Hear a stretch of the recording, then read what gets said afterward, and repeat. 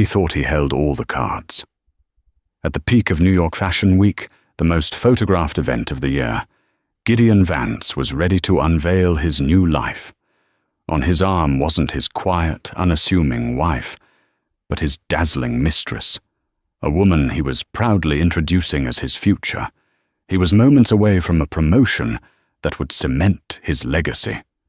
But in a world built on image and power, the most devastating secrets are the ones hidden in plain sight. What happens when the woman you cast aside is revealed to be the one who owns your entire world? Get ready for a story of betrayal, public humiliation, and epic revenge that proves you should never, ever underestimate the quiet ones. The air in the penthouse apartment overlooking Central Park was thick with the scent of expensive cologne and simmering resentment. Gideon Vance adjusted the knot of his silk tie, his reflection in the floor-to-ceiling window, showing a man carved from ambition. Tonight was the apex of his career, the culmination of a decade spent clawing his way up the corporate ladder at Aurelian Vanguard, the global luxury fashion conglomerate. The annual Vanguard Gala, the centerpiece of New York Fashion Week, was his stage. And tonight, he would finally shed the last vestige of his old, unremarkable life. That life was currently standing by the doorway to their master bedroom, holding a lint roller. Catherine, his wife of 12 years. "You have a little something on your shoulder, dear," she said, her voice soft, almost apologetic, as if his perfection was a shared responsibility, and she had somehow failed in her part. Gideon didn't turn. He just glanced at his reflection, a flicker of irritation crossing his handsome face. "I've got it, Catherine." He brushed at the invisible speck on his custom-tailored Tom Ford suit. The suit was a statement. It screamed power, success, and a future she was not part of. Catherine retreated slightly, the lint roller held in her hand like a useless talisman. She was dressed in a simple, elegant but forgettable navy blue dress. It was the kind of dress women wore when they didn't want to be noticed, when their primary function was to be a supportive shadow. For 12 years, she had played that role to perfection. She had organized his life, hosted his dull but necessary business dinners, remembered the birthdays of his superiors' children, and celebrated his every minor victory as if it were the moon landing. She had been the perfect, quiet, background-dwelling wife, and he was so incredibly tired of it. "Is the car ready?" he asked, his tone clipped. He picked up his phone, the screen lighting up with a message from Crystal, a picture of her in a shimmering, backless silver gown. The caption read, "Ready to be unveiled, my love. XOXO." A slow, predatory smile touched Gideon's lips. "It's been waiting downstairs for 10 minutes, Catherine replied. He could hear the faint tremor in her voice. She wasn't stupid. She knew something had been wrong for months. The late nights he no longer bothered to explain, the scent of a different perfume on his shirts, the cold chasm that had opened between them in their king-sized bed. But she never confronted him. That was the thing about Catherine. She was pathologically conflict-averse. She absorbed his neglect and cruelty with a quiet, maddening stoicism. "Good," he said, pocketing his phone. "I'm heading out." He finally turned to face her. He allowed his gaze to sweep over her, from her sensible low heels to her neatly pinned brown hair. There was nothing wrong with her. She was pleasant-looking, gentle. But she was wallpaper, in a world of vibrant, clashing, statement-making art. She was beige wallpaper. He was a masterpiece, trapped in a beige room. "You look nice," he offered, the compliment as empty as the promises he'd made at their wedding. "You look incredible, Gideon," she said, and her sincerity was like a dull ache in his chest. "I hope you have a wonderful night. I know how important it is." for the head of North American Operations promotion. "It's practically mine," he cut her off, waving a dismissive hand. "Bartholomew Finch is retiring. He practically told me the job was mine last week. Tonight is just the coronation." He wanted that title more than he had ever wanted anything. It was the key to everything: the power, the respect, the life he truly deserved. A life with a woman like Crystal, a woman who shone as brightly as he did. He walked towards the door, pausing with his hand on the handle.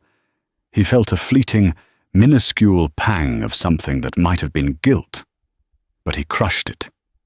This was necessary. Evolution. A snake shedding its skin. "Don't wait up," he said.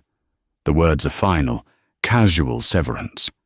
He didn't look back as he stepped out of the apartment, the heavy door clicking shut behind him, sealing her inside their gilded cage. He didn't see her flinch, didn't see the way her shoulders slumped, or the way she brought a trembling hand to her lips. He didn't see the single tear that traced a path down her cheek before she deliberately, methodically, wiped it away. He saw only the future, and it was glittering, silver, and waiting for him in the back of another car downtown. As Gideon's elevator descended, Catherine walked over to the vast window overlooking the city. The lights of Manhattan glittered below, a galaxy of ambition and dreams. His dream was to conquer it. He never once stopped to ask what hers was. She picked up her own phone, not the simple one she used for groceries and daily reminders, but a sleek, encrypted device hidden in her study. She scrolled to a single contact, marked only with a single initial, B. She typed a short, simple message. "He's on his way." "Are we ready?" The reply came back in seconds. "The stage is set, Madam Chairwoman. We are ready." Catherine took a deep, steadying breath. The first truly full breath she'd felt she'd taken in years. She looked at her reflection, not in the dark glass of the window, but in the polished screen of the device in her hand. The reflection of the woman in the simple navy dress flickered, and for a moment she saw the Queen underneath. Tonight wasn't Gideon's coronation. It was hers. The grand atrium at the Metropolitan Arts Pavilion was a cathedral of modern excess. Soaring white marble columns held up a glass ceiling that revealed the bruised twilight sky. Orchestral music drifted through the air, a classy veneer over the raw, seething ambition of the crowd below. This was the beating heart of New York Fashion Week, and Gideon Vance felt its rhythm in his blood. He made his entrance not with a bang, but with a calculated, seismic shockwave. On his arm was Crystal Monroe. She was everything Catherine was not, draped in a liquid silver gown that seemed poured onto her statuesque frame. Crystal was a supernova. Her hair was a cascade of platinum blonde. Her smile was a weapon, and her eyes scanned the room with the hungry appraisal of a predator who knows she's the most dangerous thing in the jungle. Every camera flash seemed to find them, the frantic clicks creating a wall of sound that was music to Gideon's ears. He saw the whispers start immediately. He saw Penelope Graves, the city's most feared fashion blogger, her fingers already flying across her phone's screen, her expression a mixture of shock and glee. He saw his colleagues from Aurelian Vanguard, their eyes widening, some with disapproval, others with a grudging respect for his sheer audacity. This was more than just bringing a date. This was a declaration of intent, a public execution of his marriage. "Darling, everyone is staring," Crystal purred, pressing herself closer to him. Her touch was electric, a jolt of validation. "Let them stare," Gideon murmured, his voice low and confident. He steered her towards the main champagne bar, his hand possessively on the small of her back. "Tonight we give them something to talk about for the rest of the year." He felt powerful, untouchable. He had outgrown Catherine, outgrown the quiet, respectable life she represented. That life was a starter home. He was ready for the palace. Crystal was the queen he had chosen to install. "Gideon!" What a surprise! The voice belonged to Howard Finch, the son of the outgoing chairman, a man whose position was built on nepotism rather than talent. Howard's eyes darted from Gideon to Crystal and back again, a sly, knowing smirk on his face. "And who is this vision?" Gideon's smile widened. This was the moment, the first brick in his new empire. "Howard, I'd like you to meet Crystal Monroe, my muse," he said, loading the word with significance. "Crystal, this is Howard Finch." "Charmed," Crystal said, extending a hand, her voice a husky whisper that promised secrets and sin. "The pleasure is all mine," Howard oozed, already captivated. "A muse, you say? I wasn't aware you were looking for new inspiration, Gideon. Where has Catherine been hiding tonight?" The question was a barb, and Gideon felt it, but he parried it with effortless arrogance. "Catherine is indisposed," he said, his tone suggesting a delicate, private matter, rather than a brutal discarding. "She understands that my work requires a certain public-facing dynamism. Crystal embodies the new direction I envision for Aurelian Vanguard." It was a bold, almost treasonous statement. He was already speaking as if he were in charge, redefining the company's image in his own. He was laying claim to the throne in front of the prince.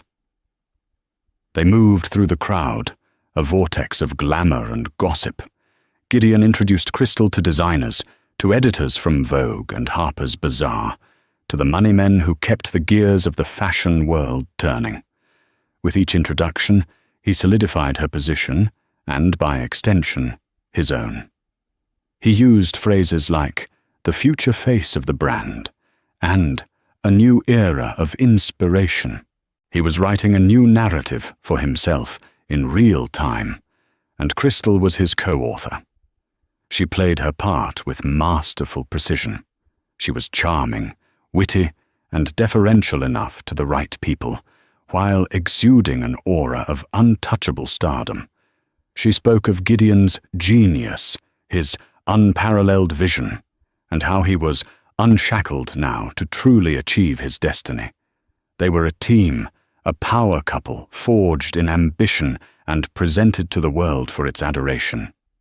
Gideon spotted Penelope Graves watching them from near a marble pillar, her expression unreadable. He decided to confront the narrative head-on. Leading Crystal over, he greeted the blogger with a disarming smile.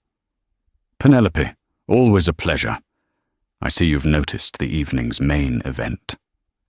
Penelope's eyes, sharp as a tailor's needles, took in the sight of them. "Gideon, you've certainly made a statement, a rather bold one.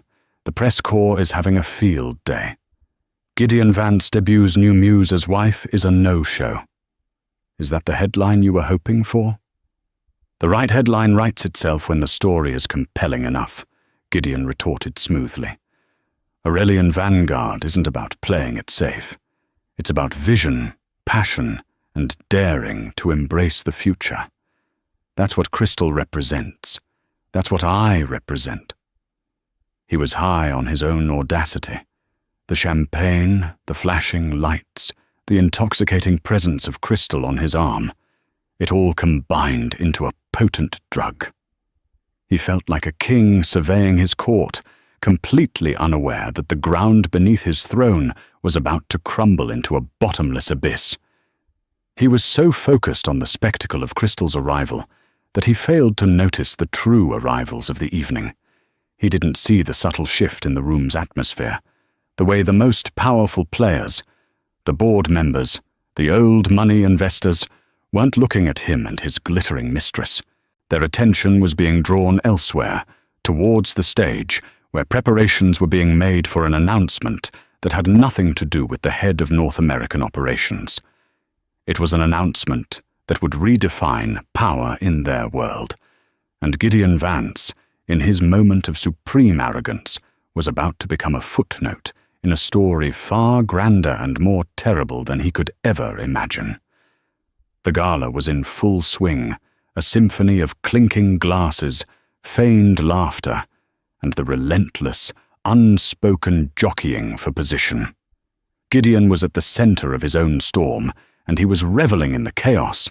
He held court near the towering ice sculpture of the Aurelian Vanguard logo, a triumphant smirk permanently affixed to his face.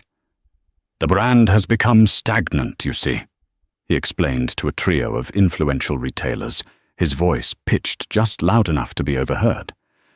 "Bartholomew is a legend, but his time has passed. We need blood, we need fire. We need to appeal to a new generation that values authenticity and boldness." He gestured vaguely towards Crystal, who was laughing with a famous film director nearby. "We need a narrative that feels alive." The retailers, men in their late 60s who had seen ambitious young executives come and go, nodded politely, their expressions non-committal. They had heard this speech before, in various forms, from countless young Turks who thought they had reinvented the wheel. But Gideon's confidence was infectious, and the very public drama he had orchestrated lent his words a certain weight. He wasn't just talking about change, he was embodying it. He felt a hand on his arm. It was Gregory Thorne, the company's chief financial officer, a man whose personality was as grey as his suit.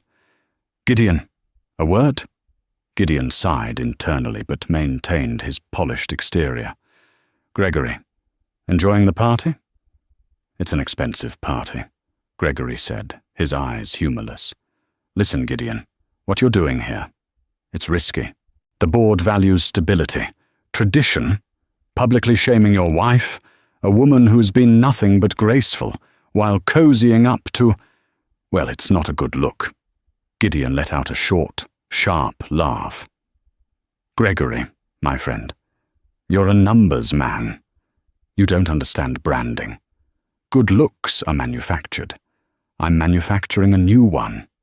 Power isn't about stability anymore. It's about disruption. And Catherine represents stability. A quiet, comfortable, and utterly boring stability. That's not the future. She isn't the future." He said the final words with such dismissive finality that even Gregory, a man known for his stoicism, seemed taken aback. "Be that as it may," the CFO said, lowering his voice. "Old Mr. Finch is a great admirer of your wife. He speaks of her fondly. He might not appreciate this spectacle." "Bartholomew appreciates results," Gideon countered, his patience wearing thin. "And he knows I'm the only one with the guts to deliver them. He's about to name me his successor. A little spectacle will be forgiven when I double our stock price in the next 18 months. Gregory shook his head slowly, a grin set to his mouth. "Just be careful what you wish for, Gideon. The marble floors in this place are beautiful, but they're slippery." With that cryptic warning, the CFO melted back into the crowd. Gideon scoffed, dismissing the man as a relic. He scanned the room for Crystal and saw her in a deep conversation with a journalist from the New York Times. Perfect. She was planting the seeds, framing the narrative just as they had rehearsed.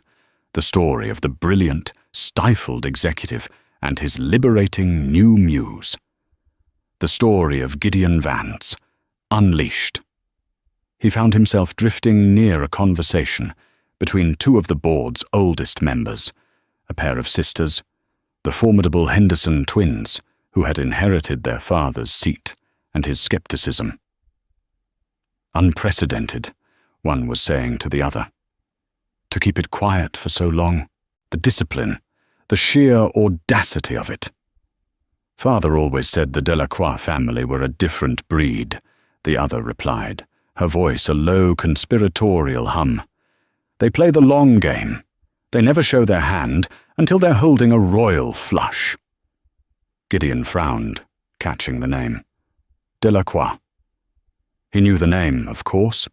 It was a legendary name in the world of European finance and textiles, a name synonymous with old-world power and unimaginable wealth. The family was notoriously reclusive, their empire managed through proxies and labyrinthine holding companies. Aurelian Vanguard itself was a subsidiary of one of those larger, more anonymous conglomerates. He had never given it much thought, other than knowing their ultimate benefactor was a shadowy, powerful entity. He assumed the Henderson twins were discussing some arcane business deal, some shift in the parent company's portfolio that had no bearing on his own imminent ascension. His world at that moment was blissfully small, revolving entirely around himself, his ambition, and the woman in the silver dress. He refilled his champagne flute, the bubbles fizzing against the crystal, mirroring the effervescent thrill in his veins. He was so close, the culmination of everything he had worked for, schemed for, and sacrificed for. He thought of Catherine again, a fleeting image of her in that drab navy dress. He imagined her at home, perhaps watching a dull documentary or reading a book, blissfully unaware that her world was being dismantled and auctioned off to the highest bidder. A small, cruel smile played on his lips. She had served her purpose. She had been the stable, respectable wife who helped him climb. But one does not take the ladder to the summit with them. One kicks it away so no one else can follow. The lights in the atrium began to dim, and a hush fell over the crowd. On stage, a podium was illuminated by a single, brilliant spotlight. Gideon's heart began to hammer in his chest. This was it. He found Crystal's hand and pulled her close, their bodies aligned as they turned to face the stage. "Showtime," he whispered in her ear, his voice thick with triumph. She squeezed his hand, her painted nails digging slightly into his skin. "Our show, darling," she corrected him. "Don't ever forget that." Oh, he wouldn't. He looked out at the sea of faces, turned towards the stage, all of them witnesses to his victory. The whispers on the marble had all been about him. He was sure of it. He was the story. He was the moment. The universe, in its grand design, had conspired to bring him to this perfect, triumphant peak. He was utterly, blissfully, and catastrophically wrong. The man who walked into the spotlight was Bartholomew Finch. He was 80 years old, with a mane of white hair and a presence that commanded silence without him having to utter a word. He represented the old guard of fashion, a world of elegance, tradition, and quiet, unshakable power. His retirement was the end of an era, and the beginning, Gideon was certain, of his own. Bartholomew tapped the microphone, the soft sound echoing through the cavernous space. "Good evening, friends, colleagues, visionaries," he began, his voice a gravelly but warm baritone. "For 40 years, I have had the distinct honor of standing at the helm of Aurelian Vanguard. We have dressed movie stars and royalty. We have defined decades and weathered the storms of changing tastes. We have built more than a brand. We have built a legacy." The crowd applauded politely. Gideon stood a little straighter, a confident smile fixed on his face. He felt Crystal press against him, a silent signal of shared victory. "But legacy," Bartholomew continued, his gaze sweeping across the room, "is not a monument to be admired. It is a living thing. It must be nurtured, it must be challenged, and at times it must be completely reimagined by a new and fearless leader." Gideon's heart hammered against his ribs. Fearless leader. He was describing him. He could feel the eyes of his colleagues on him. They knew. Everyone knew. "Many of you are expecting me to announce my successor as CEO of Aurelian Vanguard tonight," Finch said, a sly twinkle in his eye. "And we will get to that. But first, there is a far more significant announcement to be made, one that concerns the very ownership and future direction of our parent company, the Delacroix Global Holdings. Gideon felt a flicker of confusion. Delacroix? Why was he talking about the holding company? It was a distant, faceless entity. He wanted to hear his name, to feel the applause wash over him. This was an unnecessary delay. As many of you know, the Delacroix family has always valued its privacy, Bartholomew explained. For the last 50 years, the empire has been managed by a board of trustees, awaiting the heir to come of age and decide to take their rightful place at the head of the table. That time has come. A murmur went through the crowd. This was unexpected. The reclusive Delacroix heir was taking control. This changed everything. The Henderson twins were now staring at the stage, their mouths slightly agape. They had known. Gideon's mind raced. What did this mean for him? Would a new, unknown owner honor Finch's choice for CEO? A knot of anxiety began to form in his stomach. This was not going according to his script. The heir is not some distant stranger, Finch's voice boomed, pulling Gideon from his spiraling thoughts. This individual has been among us for years, watching, learning, waiting for the right moment to claim what is theirs. A person who understands our world not from a spreadsheet, but from within. A person of immense strength, patience, and quiet resolve. Gideon scanned the faces of the most powerful people in the room. Was it one of them? Some European duke he'd never met? A banking scion working under a pseudonym? His confidence began to fray at the edges, the fine threads of his arrogance unraveling one by one. This transition of power has been in the works for over a year, Finch declared, his voice rising with theatrical gravity. And tonight I have the profound and historic honor of ceding my position. Not just as CEO of Aurelian Vanguard, but as the interim chairman of the board for Delacroix Global Holdings. He paused, letting the weight of his words settle. The silence in the room was absolute, a perfect vacuum of anticipation and shock. "It is my great privilege," Bartholomew Finch said, his voice ringing with a mixture of reverence and triumph, "to introduce you to the new majority shareholder, the inheritor of the Delacroix fortune, and the new chairwoman of the entire global enterprise." Gideon held his breath. His entire future hung on the next few words. Finch smiled, a wide, genuine, and almost paternal smile as he looked out into the crowd, his eyes seeming to find a specific spot in the shadows. "Please welcome Mrs. Catherine Delacroix Vance." The name struck Gideon with the physical force of a lightning bolt. Catherine Delacroix Vance.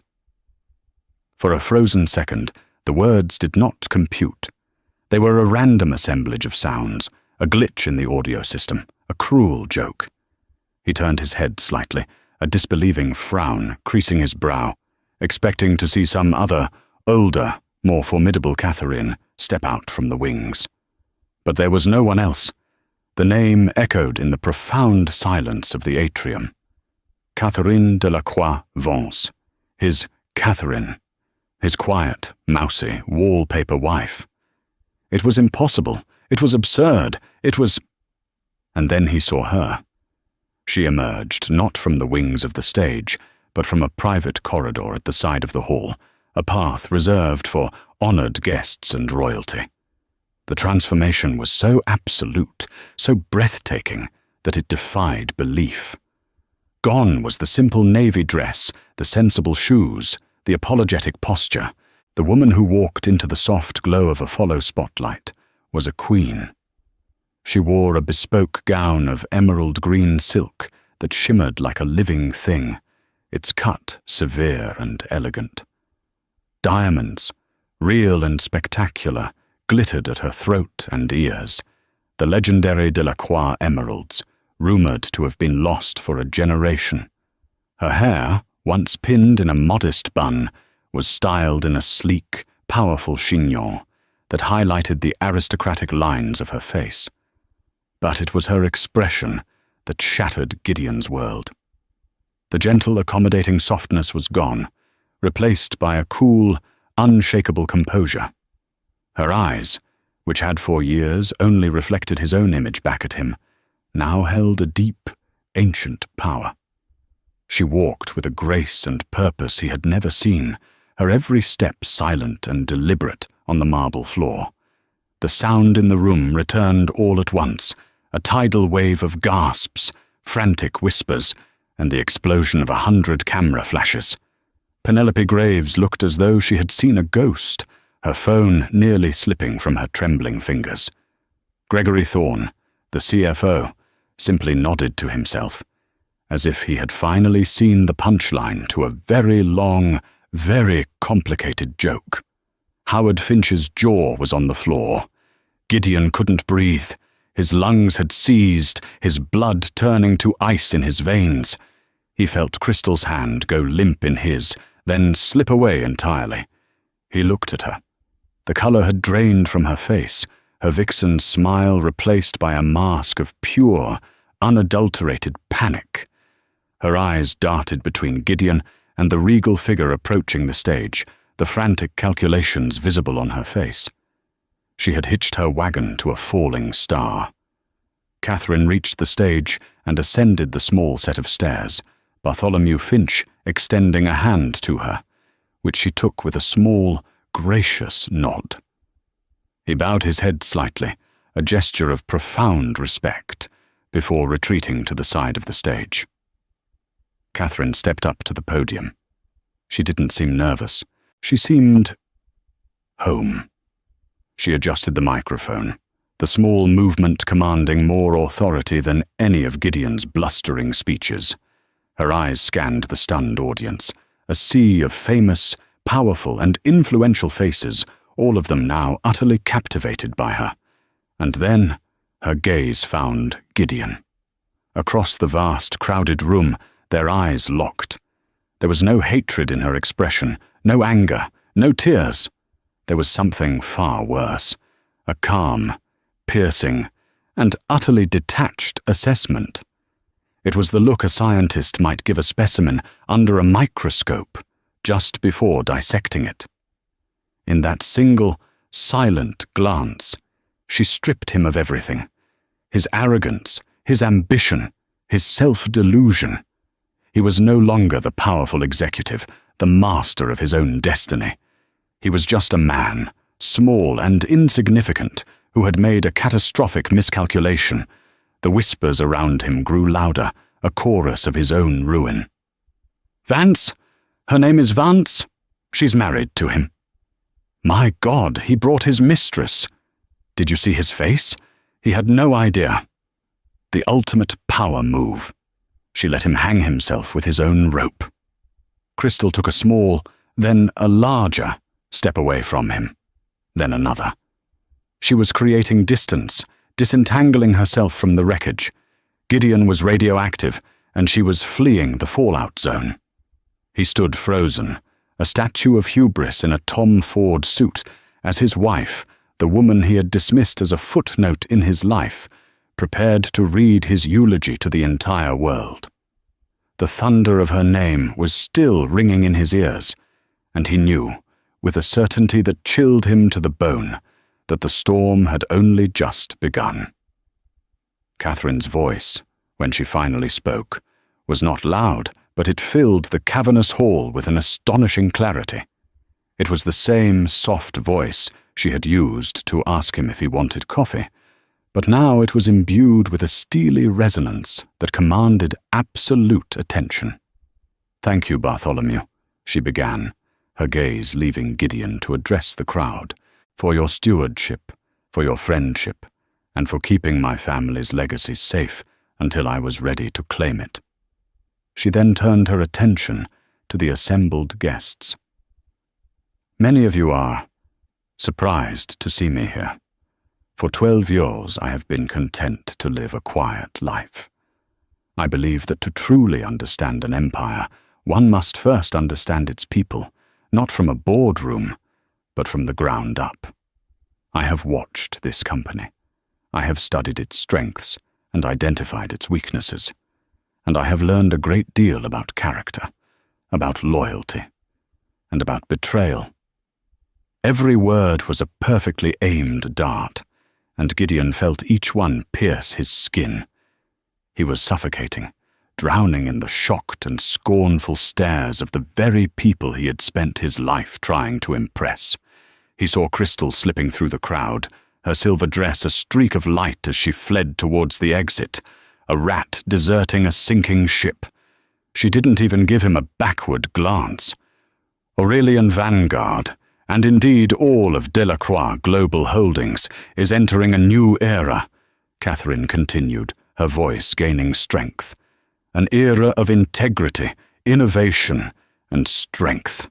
We will be cutting away the parts of this organization that have grown decadent, dishonest, or disloyal. We will reward talent and vision, but we will no longer tolerate arrogance and duplicity. Our future will be built on a foundation of respect. Effective immediately, the board has approved my proposed restructuring plan. A new wave of murmurs swept the room. She already had a plan. She had a board's approval. This wasn't a recent development. This had been in motion for months, perhaps years.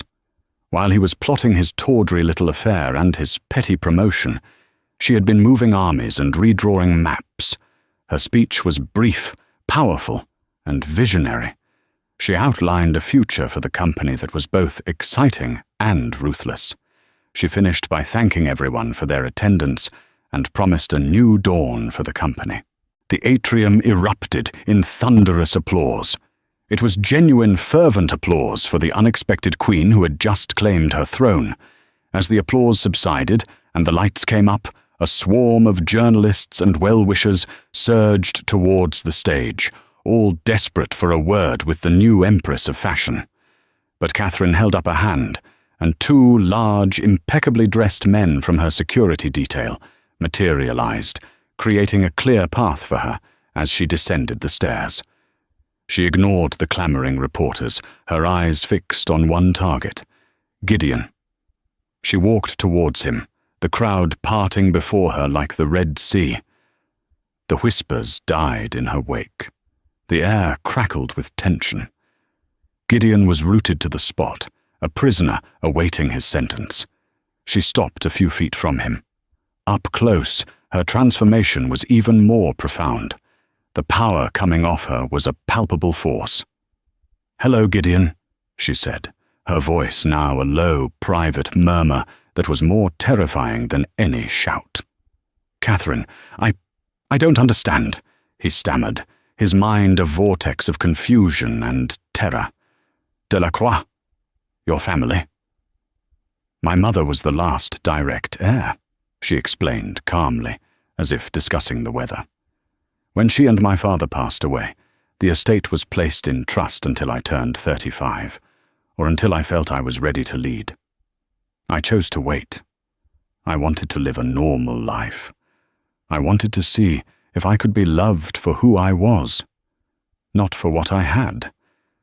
I wanted to see what kind of man I had married when he thought no one of consequence was watching." She paused, her eyes holding his. "And you showed me." The cold, simple truth of it crashed down on him. Their entire life together, his entire career, had been a test, a long, elaborate, 12-year character evaluation, and he had failed in the most spectacular way imaginable. "The promotion you were so sure about," she continued, her voice devoid of any emotion. "The position of head of North American operations. I dissolved it this afternoon. It's a redundant position, a vanity title." He flinched as if she had struck him. "Your shares in the company, which were granted as part of your executive compensation package, are subject to a morality clause. A clause that I personally drafted with our legal team 6 months ago. Publicly flaunting an affair while representing the company is, I believe, a flagrant violation. They will be forfeit. Of course, you are welcome to challenge it in court." A tiny ghost of a smile touched her lips. "My lawyers are the best in the world." He could say nothing. His throat was raw, his tongue a leaden weight in his mouth. "As for your employment," she said, delivering the final, fatal blow, "your services are no longer required at Aurelian Vanguard or any of its subsidiaries. Your access has been revoked. The contents of your office will be couriered to you, to your new address, wherever that may be." She motioned discreetly with her head. 2 more security men moved to flank Gideon. "These gentlemen will escort you from the premises," Catherine said, her tone final. "Your presence is no longer welcome." She turned to walk away, her back straight, her emerald gown flowing behind her. "Catherine, wait!"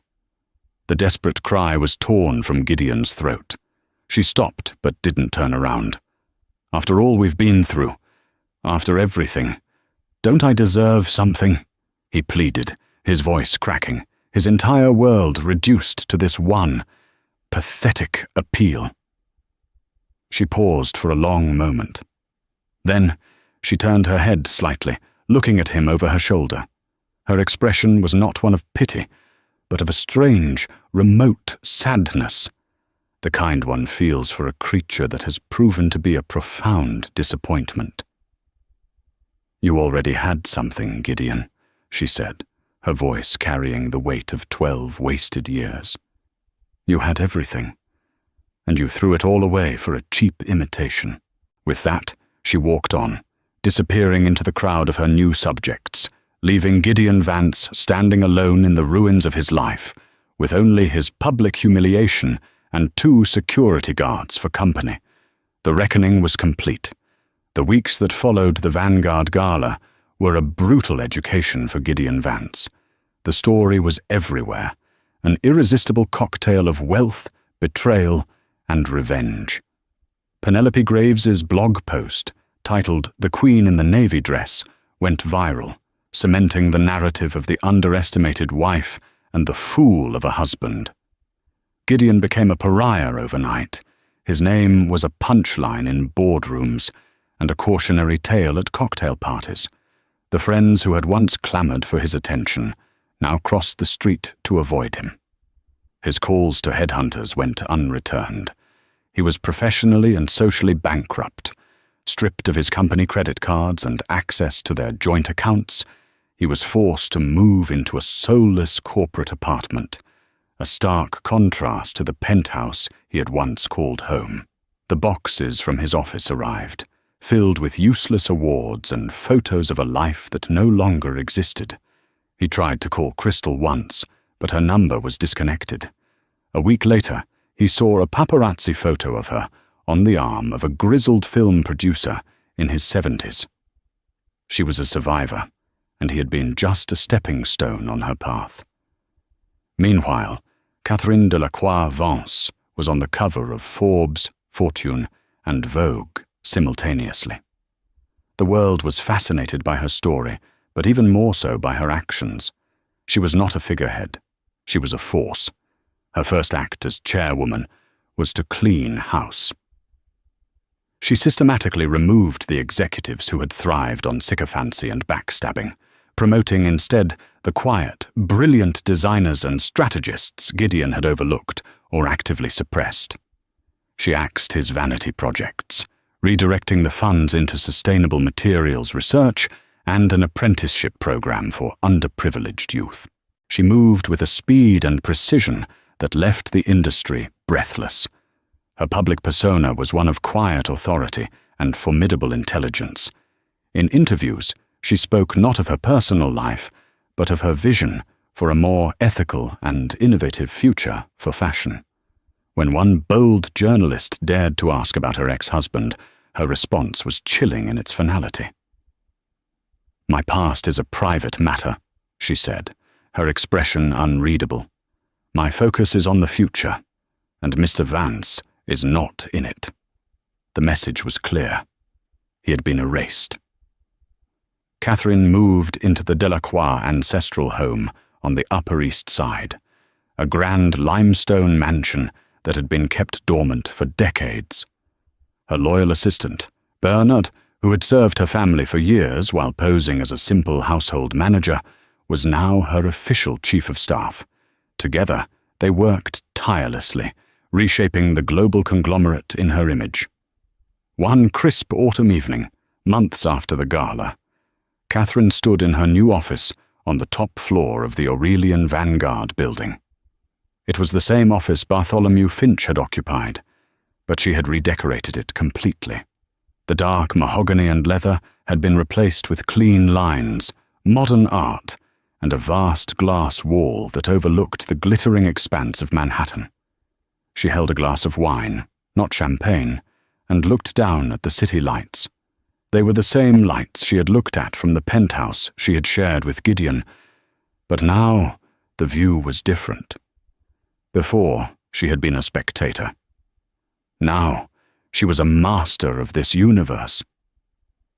There were moments, late at night, when a shadow of the past would touch her. A phantom ache for the man she thought she had married, the dream of a simple life she had once cherished.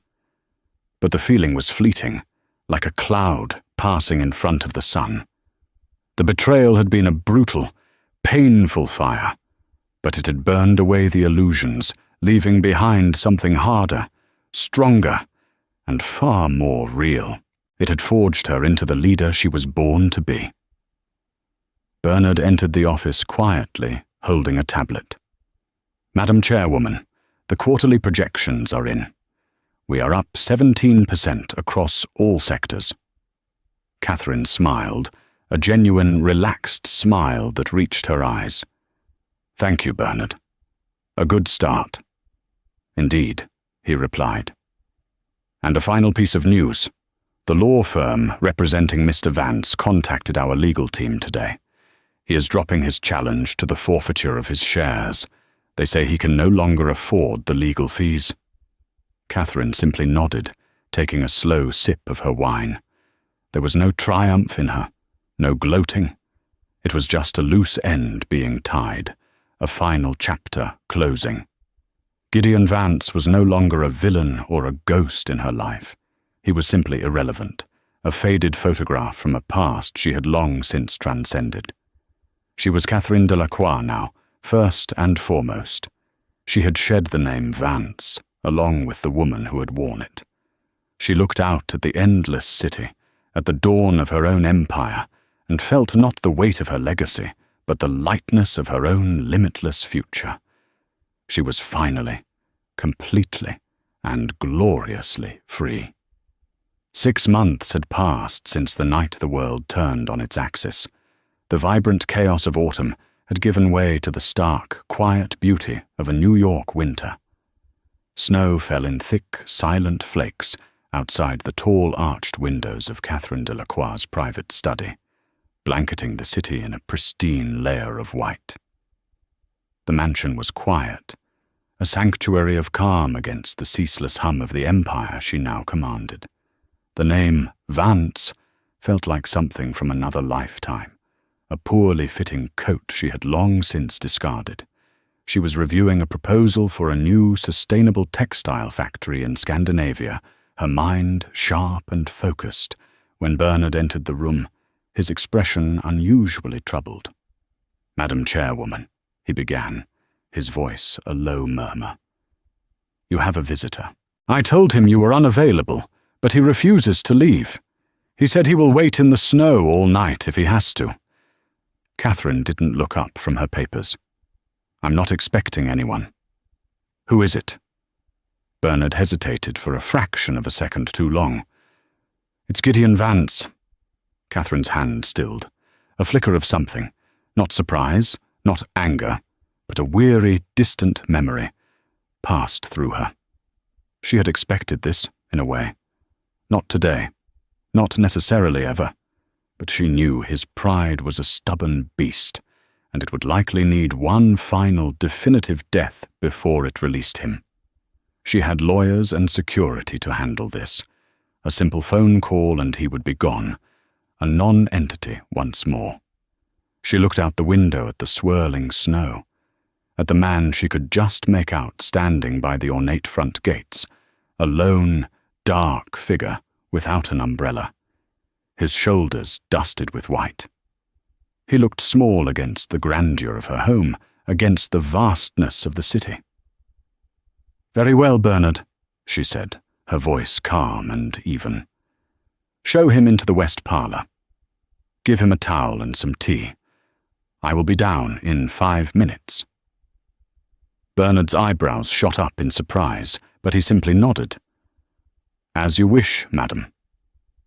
As he left, Catherine stood and walked to the window, observing the pathetic figure for a moment longer. This wasn't a test for him. It was a test for her. Could she face the ghost of her past without flinching? Could she confront the man who had shattered her heart without letting a single crack show in the formidable woman she had become? She felt a profound, settling calm. Yes, she could. When she entered the west parlour, he was standing by the unlit fireplace, awkwardly holding a cup of tea. The change in him was shocking. The impeccably tailored suits were gone, replaced by a simple wool coat that hung loosely on his frame, worn jeans, and scuffed boots. He was thinner, and the arrogant fire in his eyes had been extinguished, leaving behind a hollow, haunted look.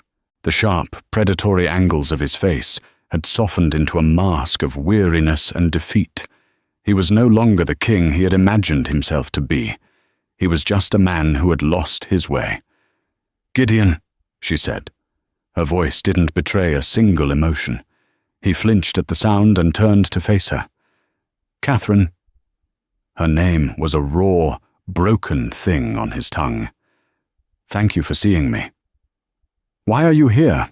she asked, choosing to stand rather than sit, maintaining a sense of formal distance. "If this is about money, you should speak to my lawyers. If it's about anything else, I can't imagine we have anything left to discuss." "It's not about money," he said quickly, shaking his head. He placed the untouched tea on the mantelpiece, his hand trembling slightly. "I know I have no right to ask you for anything. I need to understand." "Understand what?" "The test," he said, his voice cracking. "Gregory Thorne told me. He said you were always watching. That our whole marriage was some kind of evaluation. Was any of it real? Or was I just some lab rat in your 12-year experiment?" Catherine looked at him, and for the first time, she allowed herself to truly see the wreckage he had become. She felt not pity, but a profound, aching sadness for the waste of it all. "It was all real, Gideon," she said, her voice softening almost imperceptibly. "That was the tragedy of it. I didn't marry you as an experiment. I fell in love with a charming, ambitious, brilliant man whom I believed had a good heart. I loved him. I built a life for him. I was happy." She took a step closer, her gaze unwavering. "The test, as you call it, didn't begin with a plan. It began with a disappointment, then another, and another.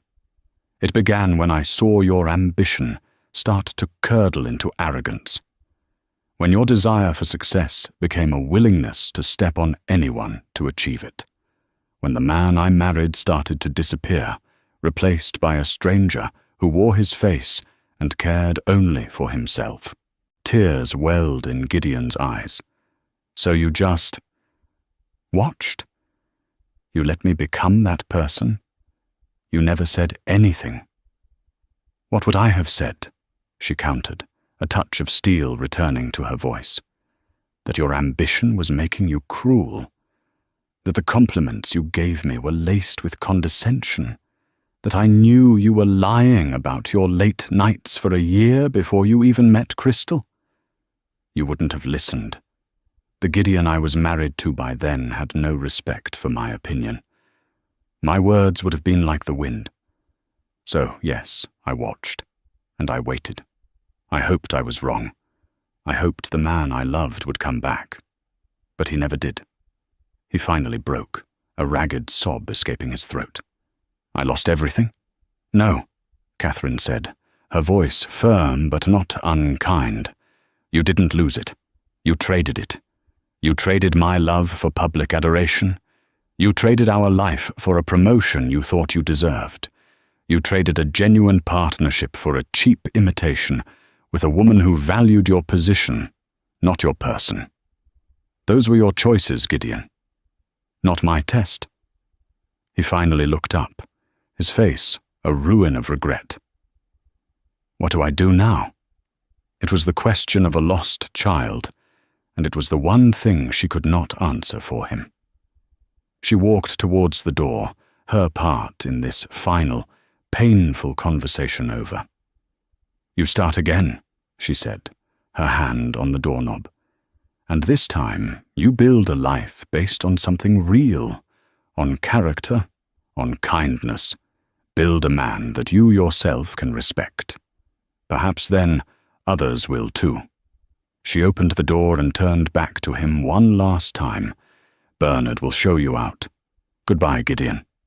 She left him standing there, a ghost in a room full of memories, and walked back to her study without looking back. She did not feel triumph or the satisfaction of revenge. She felt only a quiet, somber sense of closure. The last echo of her old life had finally faded. Catherine sat at her desk and picked up the proposal for the Scandinavian factory. She looked at the plans, at the future she was building, a future of her own design. A small silver frame sat on the corner of her desk, a photo she rarely looked at. It was of her parents, standing on a hillside in France, smiling. She picked it up, her fingers tracing the image of her mother, a woman of immense strength who had also known heartache. She had honored their legacy. She had survived her fire, and now the entire world was waiting for her to reshape it. And she was more than ready. And that's how a quiet, overlooked wife turned the tables on her arrogant husband in the most public way imaginable. It's a story that reminds us that true power isn't always loud and flashy. Sometimes it's silent, patient, and waiting for the perfect moment to strike. Catherine didn't just reclaim her life, she claimed the empire that was rightfully hers, proving that the greatest strength often comes from being consistently underestimated. What would you have done in her position? Would you have sought such a public revenge, or handled it behind closed doors? Let me know your thoughts in the comments below. If you loved this story of shocking twists and ultimate justice, please do me a huge favor and hit that like button. Share it with a friend who loves a good revenge story. And most importantly, subscribe to our channel and ring that notification bell. We have so many more tales of drama and intrigue coming your way, and you won't want to miss a single one. Thanks for listening.